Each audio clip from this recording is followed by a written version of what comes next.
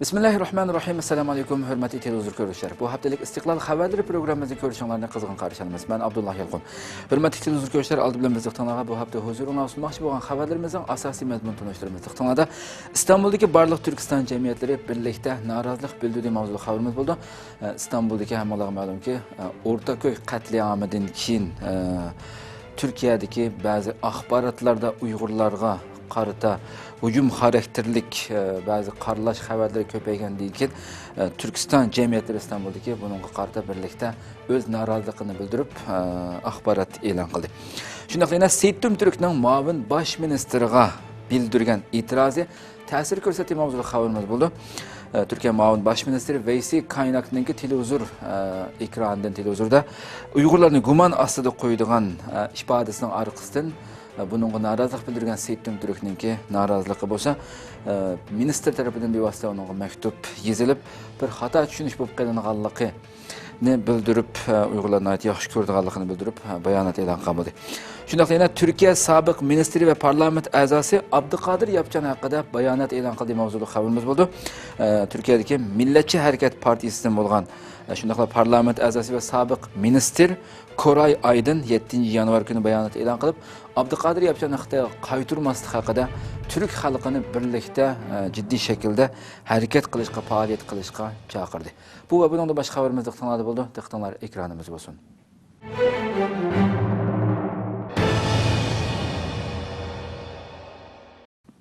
Oilada ishlatiladigan tig'liq asboblarga kimlik turg'izilmoqda. Xitoy doiralari Sharq Turkistonda yana bir bema'ni ijroat boshlatdi. Bundan keyin Uyg'ur aholisi va tijoratchilarining ishlatayotgan butun tig'liq asboblarga egasining ism va kimlik nomerini uyib kontrol qilish tadbiri yo'lga qo'yildi. Yaqinda ijtimoiy aloqa turlarida Xitoy doiralarining Sharq Turkistondagi Uyg'ur aholisi va tijoratchilari ishlatayotgan tig'liq asboblarni boshqarish to'g'risidagi uqtirishi oshkorlanib, muhojiratdagi Uyg'urlarning alohida diqqatini tortdi. Bu uqtirish Aqsu viloyatining Onsu noyisi Onsu bozori Longchuan ahalla komiteti tarafidan chiqarilgan bo'lib, uningda tilga ilingan mazmunlar axborot va o'zaro uchurlar qattiq cheklangan Sharq Turkistondagi Xitoyning chekdan oshgan zulmi va Uyg'urlarni qattiq kontrol qilib boshqarishdagi siyosiy vazifalarning qanchalik darajada ig'irligini yana bir qatim ko'rsatib bermoqda. Oshkorlangan bu uqtirishning to'liq mazmuni tovanligicha. Onsu nahiye Onsu bozori Longchuan ijtimoiy rayoni aholilar komiteti pichoq paltalarga egasining ism kimligini o'yib boshqarish to'g'risidagi uqtirish. Har qaysi xalq yakki tijoratchi savdogarlarga Onsu bozorlik umumlashtirib tuzash ishxonasining 2017-yil 2-nomerlik hujjatining ro'yiga asosan xalq ishlatayotgan tig'liq asboblarni qattiq boshqarish, yo'qotmaslikka kapolatlik qilish uchun fuqarolar ishlatayotgan tig'liq asboblarga egasining ism va kimlik nomerini uyib kontrol qilish tadbiri tuzib chiqildi. Amaliylashtirish tadbirlari tuvanligicha. Birinchi, har qaysi yakki tijoratchi savdogarlar ishlatayotgan tig'liq asboblarning birini tushirib qo'ymay, egasining ism va kimlik nomerini o'yish. İkinci, har qaysi oilalardagi pichoq, katman, palta, kaka, chapqu, qirg'u, qilich va tig' saplangan asbob qatorliqlarning hammasini o'zi turishliq soqchixonlarga opirib, kimlik nomeri va ismini o'ydirishi lozim. Har bir asbobga xat o'yish haqqi uchun 3 yuan to'laydi. Xat o'yish muddati 1-oyning 10-kuni oxirlashidi. Xat o'yish vaqti 2017-yil 1-oyning 8-kunidan 10-kunigacha. Belgilangan vaqtda ishni tugatmaganlarning mas'uliyati qattiq surishti qilindi. Onsu bozori Longchuan ijtimoiy rayoni aholilar komiteti 2017-yili 1-oyning 8-kuni. Sharq Turkistondan 2 million Uyg'ur ichkiriga yo'tkilandi.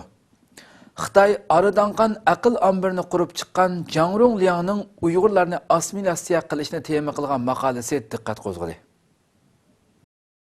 Hürmetli televizor ko'ruvchilar, tuvanda diqqatingizda bo'lgan xabarning mazmuni 2016-yil 12-oyning 1-kuni Xitoyning aridangan aql ambirida e'lon qilingan Jangrong Liangning maqolasidan qisqartib elindi. Tuvandagi razil taklifni xunanlik Jangrong Liang o'ttirga qo'ygan bo'lib, u Davlat mudofaa texnika universitetini bitirgan. Ilgari alayda qurolli qismida, keyin uzun muddat Sharq Turkistonda atalmish terrorlikqa qarshi turish oldingi sepida ishlagan. Xitoy Arı Danqan aql ambirini qurib chiqqan hamda Xitoy Arı Danqani nomli kitobni yozgan. Kitobda ilgari surmoqchi bo'lgan asosiy ideya Xitoy Arı Danqani nomli kitobda tilga ilingan Danqan Xitoy madaniyatining simvollashish, Xitoy madaniyati to'xtamay olg'a ilgirlab, jasorat bilan yuksak pallaga chiqadigan Arı Danqan yo'limish. Bu kitob Xitoyning razil strategiya nuqtasi turib, o'tmishni va hozirni xuloslab, kelgusi nishonni sezib bergan bo'lib, yozuvchining asosliq maqsadi siyosat belgilaguvchi kishilarda yiroqni ko'radigan ongni qo'zg'atish va yoshlarga ilhom berish ekan.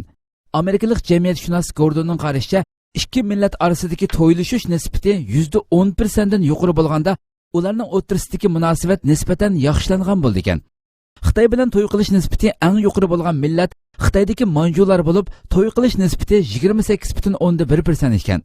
İkinci o'rinda turdigani Mo'ng'ullar bo'lib 17%, Tunganlarning bo'lsa 8,7%, Uyg'urlarning bo'lsa eng tuvan nisbatda bo'lib 0,1% ekan. Zangzularning bo'lsa Uyg'urlardan salla yuqori bo'lib 2% ekan. Xitoyda eng gavdalik bo'lgan milliy ziddiyat boshqa millat bilan to'y qilish nisbati eng tuvan bo'lgan Uyg'urlar bilan Zangzular rayonida ekan. Uning ustiga bu millatning to'plashib o'ltiraqlashish nisbati yuqori bo'lib, ayrim holda 59,9 va 91,83% ni egallaydi ekan. Urumchida 2009-yili yuz bergan 5-iyul qatliami Uyg'urlar to'plashib o'ltiraqlashgan Tangritog' rayonida maydonga kelgan. Demisimi hammaga tushunishlik bo'lgan masala shuki, ekranda berilgan millatlarning joylashish xaritasi Xitoyning g'arbidagi rayonlarning muqimlik ahvolining ifodalanishi bo'lib, eng muqim rayon qizil rangda, muqim bo'lmagan rayon ko'k rangda ko'rsatilgan. Xitoyning g'arbidagi Sharqi Turkistonni Xitoyning bayrog'idek qizil ranglik rayonga o'zgartirish kelgusi razil planlarning biri.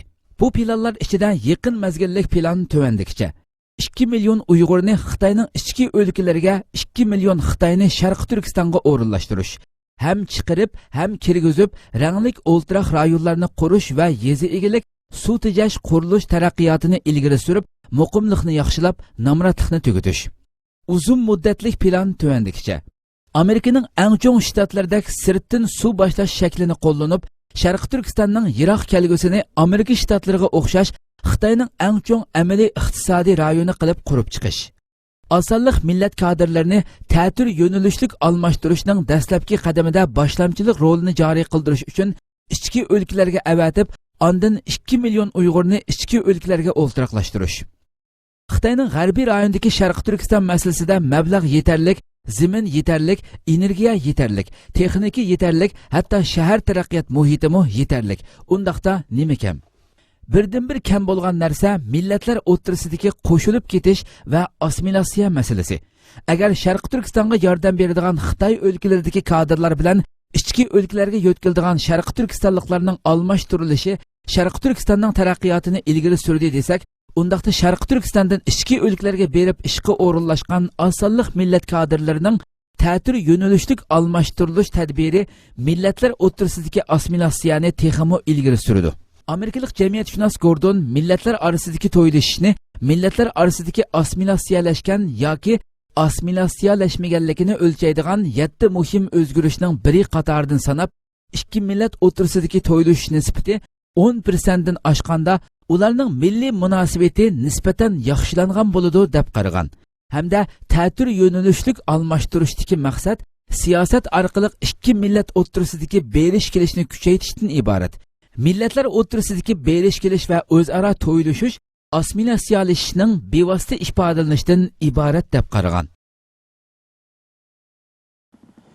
Sharq Turkistondagi diniy cheklama Ningxiaga kengaymoqda. Xitoy doiralari Sharq Turkistondagi musulmonlar ustidan yurgizib kelayotgan chekdan oshgan diniy kontrollik va har xil besim cheklama siyosatlarini Ningxiadagi Tungan musulmonlar yashaydigan rayonlarga tadrijiy kengaytirishga boshladi.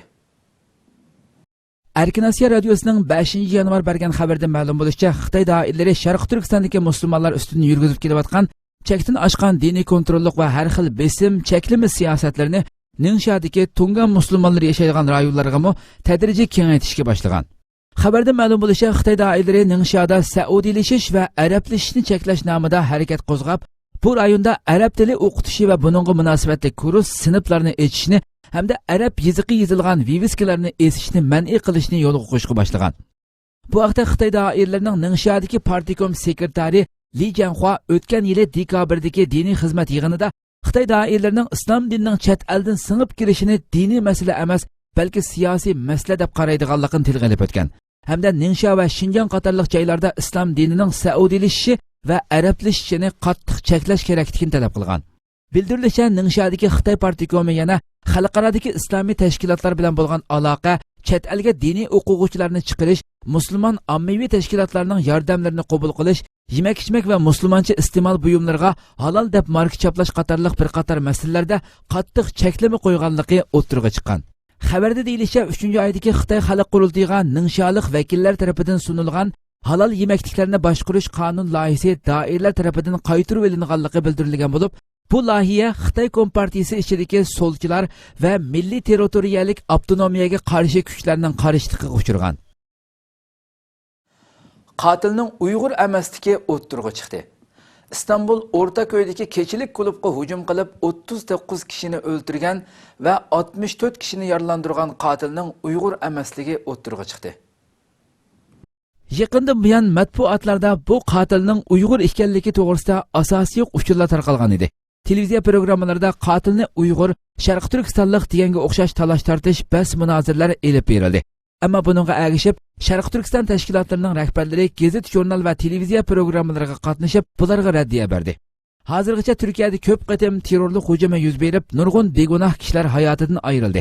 Ammo hech birida bu qatimqiga o'xshash terrorchining va yoki qotilning millati surishti qilinib o'ttirg'a qo'yilmagan bo'lsa-mu, bu qatimqi hujumchi qotilning kimligi va millati surishti qilinib, Uyg'urlarni qaralashga uringan ahvol o'ttirg'a chiqdi. Amaliyotda qotil tutilmay turib va salohiyati aniqlanmay turib, Uyg'ur, Sharq Turkistonlik deganga o'xshash asosiy uchurlar tarqalib, butun dunyodagi Uyg'urlarni sarosimaga soldi. Hatto qotilning Uyg'ur bo'lib chiqishini orzu qilgan va yoki shuni kutayotgan media axborotchilar bu xil ifodalarni qo'llanib maqola yozdi. Aslida bir axborot organining va jurnalistlarning bunchalar mas'uliyatsizlik qilishi, axborotchilik prinsiplaridan chatnab ketishi hech qachon qabul qilinmaydi va qonuniy javobgarlikka tortildi. Endi kelsak, O'rtako'ydagi Reyna kechilik klubga hujum qilgan qotilning salohiyati to'g'risida har kuni degudek yolg'on asosi yo'q uchurlarning tarqalayotganligi hammamizga ma'lum. Ba'zi matbuotlar Qirg'iz dedi, ba'zi matbuotlar Uyg'ur dedi, ba'zi matbuotlar O'zbek deb e'lon qildi. Ammo hozirgacha qotil tutilmadi va millati aniqlanmadi. Ammo shuni ta'kidlab deya olamizki, soqchi doiralari tomonidan eng oxirida rasmiy e'lon qilingan kishi shu bo'lgan bo'lsa, uning chiroy shaklidilla Uyg'ur emasligi isbotlanib turadi. Uni ko'rgan har qanday Uyg'ur u rasmdagi kishining Uyg'ur emasligini jazm qila oladi. Milliyat gazetining Istanbul soqchi idorasidan olgan ma'lumotga asosan e'lon qilgan 1-oyning 8-kunidagi xabarda bildirilishicha, Reyna kechilik klubga hujum qilgan qotilning ismining Abdulgadir Masharopov ekanligi, hujumchining asli tojik bo'lib, O'zbekiston fuqarosi ekanligi to'g'risida ma'lumotga erishganligini e'lon qildi. Xabarda mundaq deyilgan: 39 kishining joniga zamin bo'lgan Daeshga chetishlik terrorlik hujumidan keyin tekshirishni davom qilgan soqchi doiralari hujumchining salohiyati to'g'risida tunji ma'lumotlarga erishdi. Istanbul Cumhuriyet Bosh taftish idorasining hamkorligi bilan davom qilayotgan tekshirishda Istanbul soqchi doiralari tomonidan qurilgan alohida xizmat guruhi ko'p sonli gumondor va shohidlarning ifodasini oldi. Tekshirish natijasida terrorchining ilgari qo'llangan Abu Muhammad Xurasani ismli laqabi aniqlandi. Keyin yana muhim ma'lumotlarga erishdi. İstanbul soqchi doiralarining tekshirish natijasida hujumchining haqiqiy kimligining Abdulgadir Masharipov ekanligi isbotlangan. Abdulgadir Masharipovning 2011-yildan buyon Turkiyada turayotganligi ilgari surildi. Soqchilar hozir salohiyati oshkora bo'lgan terrorchining tutilishi va o'tmishiga aloqador izlanayotganligi ilgari surildi. Milliyat gazetining xabarida qotilning ismining Abdulgadir Masharipov va asli tojik O'zbekiston fuqarosi ekanligi bildirildi. Türkiye Devlet Reisi Erdoğan terrorchining dini, millati, irqi bo'lmaydi degan ifodani har zaman ta'kidlab kelyapti. Ammo bu qatimqi voqeada ko'pincha matbuotlar terrorchidan bakrak millatining kimligini o'ttirg'a chiqarishga urindi. Bo'libmi Uyg'ur ekanligini kuchab jori silib qaralash orqali bu voqeani sodir qiluvchilar sababidan bir xalqni, ya'ni Uyg'ur millatini matbuotlarda yomon ko'rsatishga urindi. Afsuslanarlik bilan shuni ta'kidlaymizki, Turkiyadagi ba'zi matbuot shirkatlari va jurnalistlarning Xitoyga setilganligi bu voqeadan keyin oshkora bo'ldi. Shuning uchun buningdan keyinmi mushxil Uyg'urlarga to'kmat qilish, Uyg'urlarni turk xalqiga yomon ko'rsatgan uchurlarni tarqatish davom qilishi mumkin. Shuning uchun Uyg'ur matbuotlar va jurnalistlar shunaqla ijtimoiy tashkilotlar bu xil ta'tir tashviqotga taqobil turish uchun tayyorlik qilishi va bu to'g'rida xizmat elib berishi, hatto ta'sirli bir turkcha media organi qurib chiqishi va Uyg'urlarni qorlayotgan to'kmatlarga vaqti-vaqtida raddiya qaytarib javob berishi intayin muhim bir xizmat bo'lib qoldi. İstanbul'daki Türkistan cemiyetlari birlikte norozilik bildirdi. İstanbul'daki barliq Türkistan coğrafiyasiga mansub bo'lgan cemiyet vaqiflar birlikte Türkiye Doğan Haber Agentligiga bütün Türkistonliklarga qartilgan qarlash xarakteridagi hujumni tanqid qilib, axborot xabari berdi. 6 yanvar kuni İstanbul Zeytinburnu'daki barliq Türkistan coğrafiyasiga mansub bo'lgan cemiyet vaqiflar birlikte Türkiye Doğan Haber Agentligiga bütün Türkistonliklarga qartilgan qarlash xarakteridagi hujumni tanqid qilib, axborot xabari berdi. Hür Sharq Turkiston munbiriga vakolatan Sharq Turkiston Ma'rif va hamkorlik jamiyati raisi Hidoyatulloh O'g'izxon qatnashdi. Undan keyin barliq hay'at vakillari Zeytinburnu emniyet mudirini ziyorat qilib, navbatdagi Turkistonliklarga qartilayotgan axborot hujumlari to'g'risidagi norozilik fikrini yetkazdi. Zeytinburnu soqchi idorasi mudiri fikrlarni anglagandan keyin, sizlar xotirjam bo'linglar. Biz hargizmo qalaymiqan harakat qilmaymiz. Terrorchi degan hamma millatdan bor. Anatoliya turklaridanmi minglarcha Daesh terrorchilari bor. Bütün g'arb kuchlari Turkiyani ichki urushga so'rab kirish va shu orqali yiqitish uchun bu hujumlarni elib beryapti. Shunga paxas bo'lishimiz kerak dedi. U so'zda yana balki bu yo'lda badal to'lashimiz mumkin. Inshaalloh bu kunlarni g'alaba va natija bilan o'tkazishga ishonchimiz bor. Inshaalloh turklar mayli Seljuqiylar, Osmoniylar va hozirgi Turkiyada bo'lsin, kuchlanishga boshlasalar, mushundaq hujumlarga duch keladi. Tarixdami turklar kuchlangan vaqtida İslam Türklerinin qo'li orqali dunyoga yayilgan va islom dunyosi kuchlangan. Xuddi shuningdek bugunmi shu yo'lda ketayotganligimiz uchun bu ishlar yuz beryapti deganlarni tilga oldi.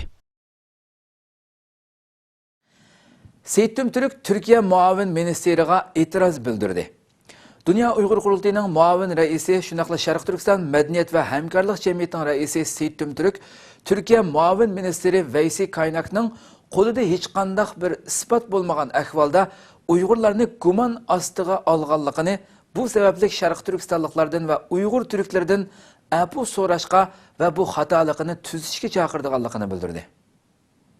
Dünya Uyg'ur qurultiyining muavin raisi shunaqla Sharq Turkiston madaniyat va hamkorlik jamiyatining raisi Seyittum Türk apandi İstanbul O'rtako'ydagi terrorlik hujumini elib borgan hujumchining necha kunlardan beri Sharq Turkistonlik deyilib, bu sababdan Uyg'urlarning jinoyatchi deb qaralganligini, ammo oxirida bu hujumni elib borguvchining O'zbekistonlik Abdulqodir Masharipov bo'lib chiqqanligini bildirdi. Hamda Turkiya muavin ministri Veysi Kaynakning qo'lida hech qanday bir isbot bo'lmagan ahvolda qarindoshlarimizni mas'uliyatsizlik bilan gumon ostiga elishi natijasida barliq Uyg'urlarning ko'nglining to'limi yerim bo'lganligini va chunqur g'amga patganligini tilga olib o'tib, uni xalqaro maydonda Sharq Turkistonliklardan va Uyg'ur turklaridan afu so'rashga va bu xatoligini tuzishga chaqirganligini bildirdi. 8 yanvar Türkiye'nin Hürriyet gazetida berilgan xabarda deyilishicha, Seyittum Türk apandi Türkiye muavin ministri Veysi Kaynakning bergan bayonotidan keyin Amerika, Yevropa, Xitoy va Turkiyadagi bir qism axborot o'rinlarining Uyg'urlarni alohida nishon ostiga olganligini, Adliya ministri Bakir Bo'zdog İzmirdagi terrorlik hujumida bergan bayonotida terroristlarning kimligi aniqlandi, ammo tekshirishning bexatar elib berilishi uchun buni oshkorlamaymiz degan bo'lsa-mu, Türkiye muavin ministri Veysi Kaynak texi hech qanday bir isbot bo'lmagan ahvolda O'rtako'ydagi hujumni elib borgan kishining Uyg'ur ekanligini televizorlarda e'lon qilganligini dedi. Seyittum Türk so'zida hujum yuz berib hech qancha vaqt o'tmayla ba'zi tashviqot televiziya va gazetlarda Sharq Turkiston va Uyg'ur degan iboralar qo'llanildi. Bo'libmi Veysi Kaynakning bayonotidan keyin chet ellardagi barcha axborotlarda bu xabar kengri o'rin olib, Yevropada yashaydigan Uyg'urlarning boshqalarga yomon ko'rinishiga sabab bo'ldi. Türkiye muavin ministri Veysi Kaynakning ig'ir mas'uliyatsizlik bilan hech bir isbotsiz holda qarindoshlarimizni gumon ostiga tushirib qo'yganligidan to'limi afsuslandik va ko'nglimiz yerim bo'ldi. Endi o'zini xalqaro maydonda Sharq Turkistonliklardan va Uyg'ur turklaridan afu so'rashga hamda bu xato berilgan bayonotiga tuzish berishga chaqiramiz dedi. Seyittum Türk axborotdagi ba'zi kishilarning voqeaga baho berib, hujum qilguvchining etnik kimligi bo'lgan O'rta Osiyo turk rayonlarining ismini birma-bir sanaganda Türkiye'de yaşaydigan Uyg'ur, Qozoq, Qirg'iz va O'zbeklar voqea sababidan ig'izga elinib, qattiq bearam bo'lganligini bildirdi. U so'zda buningdan terrorchilarning hamma millatdan chiqadiganligini, ammo biror millatning bu sabab bilan umumyuzlik jinoyatchi bo'lmaydiganligini tilga olish bilan birga 15 iyul Turkiyada yuz bergan isyonda bu davlatning nenini yeb, suyini ichib cho'ng bo'lgan, hatto mushu davlatda yetishib yuqori martabalarga erishgan kishilarning ichidami aqli noqis, mingisi yuyilgan, suti buzuq xoinlarning chiqqanligiga guvoh bo'lmadikmi? Degandek savollar orqali so'zni davomlashtirib, shunga Reyna jinoyatchisining kimligi Uyg'ur, Qozoq, Qirg'iz, O'zbek, Turkman emas, balki eng qabih terrorchining o'zidir. Biz hozir kuchimizni terroristning shaxsiy kimligini bilishga qarasak, u holda voqeaning biz ko'rmagan yana bir tarafi bo'lgan asli planlovchilarni tepib chiqishdan ojiz kelamiz. Natijada u maqsadiga yetgan bo'ldi degan jumlalar bilan so'zini oxirlashtirdi. Türkiye muavin baş ministeri Veysi Kaynak Efendi Uygurlar to'g'risidagi bayonotiga tushuncha berdi. Türkiye muavin baş ministeri Veysi Kaynak Efendi Uygurlar to'g'risidagi bayonotiga tushuncha berdi ve qarindoshlar o'rtasida ba'zi vaqtlarda xato tushunish yuz berib turdi dedi. Türkiye muavin baş ministeri Veysi Kaynak Efendi Dünya Uygur Qurultayı'nın muavin reisi Seyit Tümtürk Efendi'ye mektup yazıp Uygurlar to'g'risidagi bayonotiga tushuncha berdi ve qarindoshlar o'rtasida ba'zi vaqtlarda xato tushunish yuz berib turdi dedi. Xabar Türkiye'sinin Anatoliya agentligidan naql qilib bildirishicha, Türkiye muavin baş ministeri Veysi Kaynak Efendi Seyit Tümtürk Efendi'ye avatgan maktubida Türklerning Uygurlar bilan tarixdan buyon taqdirdosh bo'lib kelganligini, dard tortsa dardlanib, xushal bo'lsa xushallanib, o'z qarindosh deb qarab kelayotganligini bildirdi va qarindoshlar o'rtasida ba'zi vaqtlarda xato tushunishning yuz berish ehtimoli borligini bildirdi. U maktubda yana asli muhim bo'lgani suhbat, dialog yo'llarini ochiq tutish ve bu xato tushunishlarni azaytish ekanligini yozgan.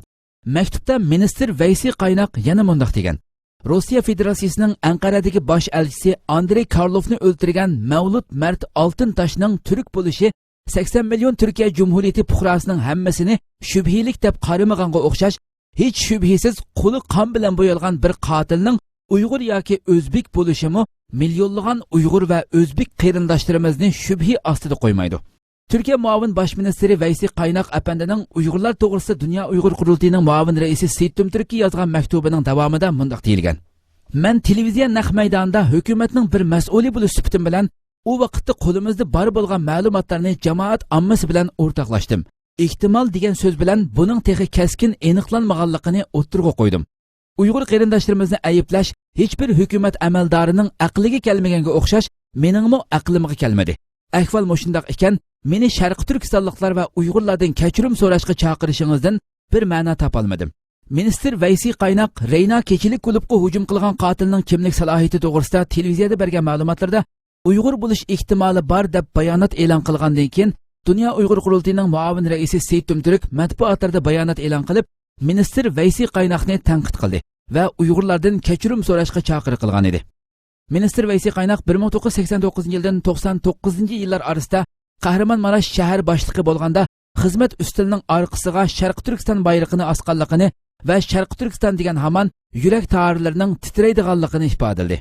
U yana hozir parlamentda elib berilayotgan asosiy qonun o'zgartirish xizmatlari sababli maydonga kelgan jiddiychilik oxirlashgandan keyin Seyit Tümtürk va uning hay'atini Anqarada kutib olishdan mamnunlik his qilganligini bildirdi va so'zining oxirida Turkiyada yashayotgan Uyg'urlarga salom etdi. Ministerning bu maktubidan keyin Seyit Tümtürk efendimi bayonot e'lon qilib mundaq dedi: Türkiye Cumhuriyeti muavin baş ministeri Veysi Kaynak'ның Reyna terrorlik hujumiga aloqador bizga yozgan maktubi yuqorida tilga olindi. Uning Sharq Turkiston va Sharq Turkistonlik qarindoshlarga bo'lgan bunchalik chunqur nazokatiga rahmat etamiz.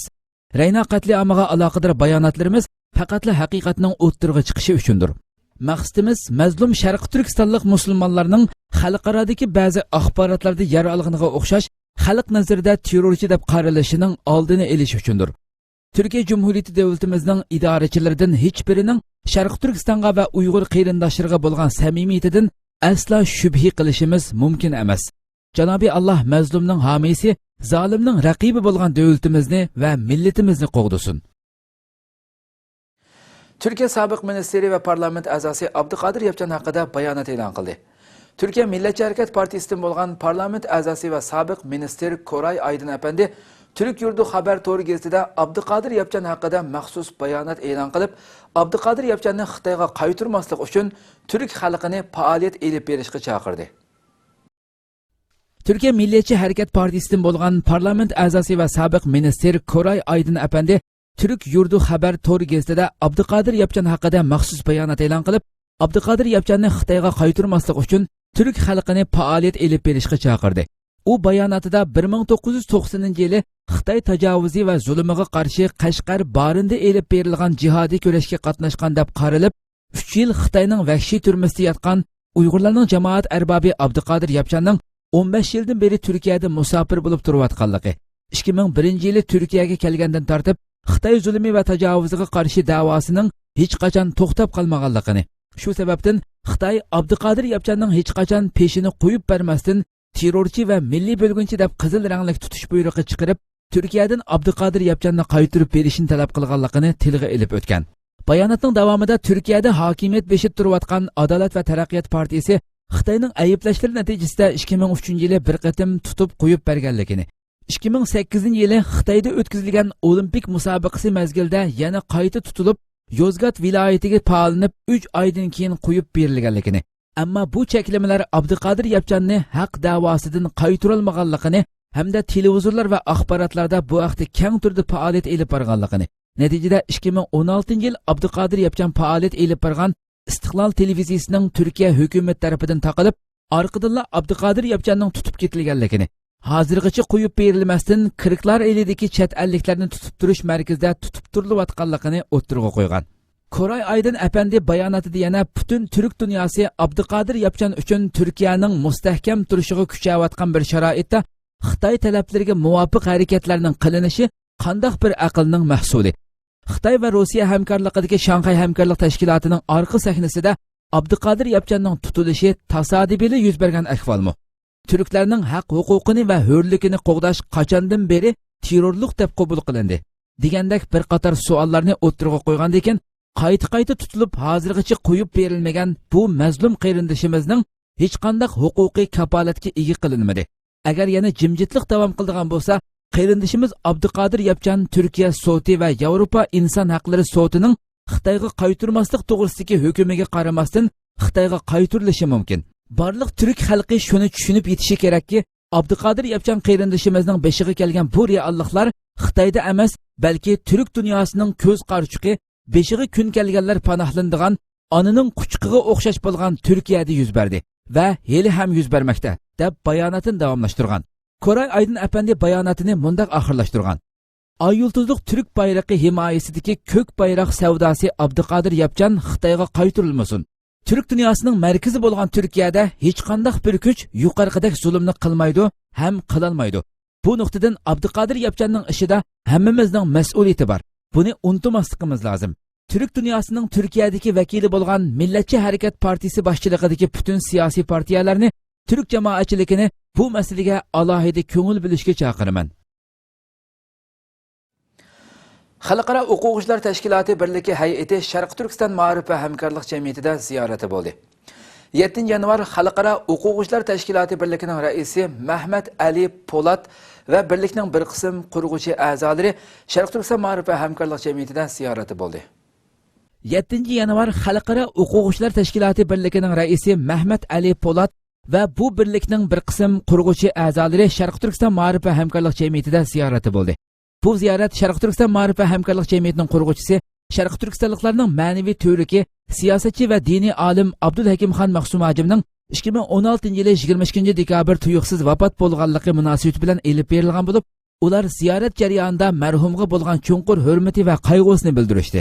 Marhum ustoz Abdulhakimxon Mahsumajim hayot vaqtida birlik raisi Mahmat Ali Polat va bir qism hay'atlar bilan yaqin munosabatlarda bo'lib, o'zaro hamkorlik va uchrashishlarda bo'lib kelgan hamda ularning qoyilligi va hurmatiga erishgan edi.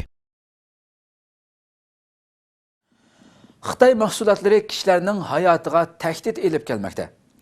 Turkiyaning Uşak shahrida o'ltirishliq Adham Akkun ismli yosh Xitoyning saxta millining qurboni bo'ldi. U yengini setib olgan ko'chma to'xtonga tok to'liqlash jarayonida portlab ketib, ig'ir yaralandi.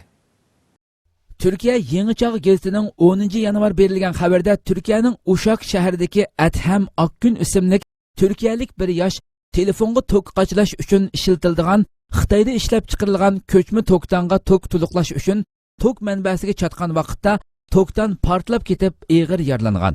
Adham Akkun Uşak shahrining Kaya Ag'il yesib turadigan va bir tosh kenida mashina boshqaruvchi bo'lib ishlaydigan yosh bo'lib, taxminan 2 hafta ilgari 35 liraga Xitoyda ishlab chiqarilgan bu ko'chma tokdanni setib olgan.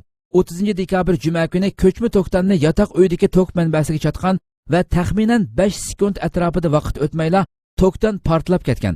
Hamda portlashda maydonga kelgan ushoq metal parchalari uning ko'krak va bosh va boshqa a'zolarini og'ir darajada yaralantirgan. Vaqa yuz bergandan keyin Akkunning yaqinlari uni darhol Uşak davlatlik doktorxonaga elib kelgan va 2 qatim operatsiya qilingan. Akkun bu vaqtda to'xtalib, Xitoyda ishlab chiqarilgan u tokdanga tok to'liqlash uchun tok manbasiga chatgandan keyin bombaga o'xshash portlaganligini, uyning deraza aynaklarining cheqilib ketganligini, badanning usti tarafida yuzlarcha yara izlari borligini, vaqa yuz bergandan keyin o'zining tokdanning 1-2 metrcha uzoqlikda ekanligini bildirgan. Hamda Xitoyda ishlab chiqarilgan bu tokdanning hech qanday ta'lun isboti yo'qligini va buni arzon bo'lg'achqa setib olganligini, hamda bu to'g'risida kim bilan davolashadiganligini bilmaydiganligini, barcha ziyonning o'ziga bo'lganligini afsuslik bilan tilga olgan. Akkunni 2 qatim operatsiya qilgan doktor Murat Yanar bu operatsiya jarayonida bemorning ko'krak, ko'z, quloq va boshqa a'zolaridan nurg'unlagan metal parchalarini olganligini, shundoq bo'lsa-mu, hali ham uning badanida yana nurg'un metal parchalarining qolganligini bildirdi. Amerika aerodromida qonliq hujum qilish voqeasi yuz berdi. 6 yanvar kuni kechda Amerikaning Florida shtatidagi xalqaro aerodromda elib berilgan qurolliq hujum qilish voqeasida dastlabki qadamda berilgan ma'lumotda 5 odam o'lib, 13 odamning yaralanganligi bildirilmoqda. 6 yanvar kuni kechda Amerikaning Florida shtatidagi Lauderdale Hollywood xalqaro aeroportida elib berilgan qurolliq hujum qilish voqeasida dastlabki qadamda berilgan ma'lumotda 5 odam o'lib, 13 odamning yaralanganligi bildirilmoqda. Vaqa xalqaro aeroportning 2-nomerlik yuk taq tush bo'limida maydonga kelgan. Vaqa sodir qilguvchi naq maydonda tutilgan. Amerika axborot organlarining bergan xabarlarda vaqa sodir qilguvchining ismi Santiago bo'lib, 26 yosh ekanligi, tutilgan vaqtda yendan harbiy kimlik chiqqanligi va aniqlash jarayonida uning Amerika harbiy qismida xizmat qilganligi hamda Iroqqa berib harbiy vazifa o'taganligi bildirilgan. Bu xalqaro aeroport har kuni 73 ming yo'lovchiga mulozimat qilgan bo'lib, vaqa yuz bergandan keyin yo'lovchilar tarqoqlashtirilgan. Hurmatli televizor ko'ruvchilar, shunaqli bu haftalik istiqlol xabarlari programmamiz bu yerda oxirlashdi. Kelar qadimgi programmamizni ko'rishga sizlarni Janobiy Alloh topshiramiz. Shunaqli program oxirida ekran orqasidagi barcha xizmatdoshlarimga ko'p rahmat aytaman. Assalomu alaykum va rahmatullohi taala va barakatuh.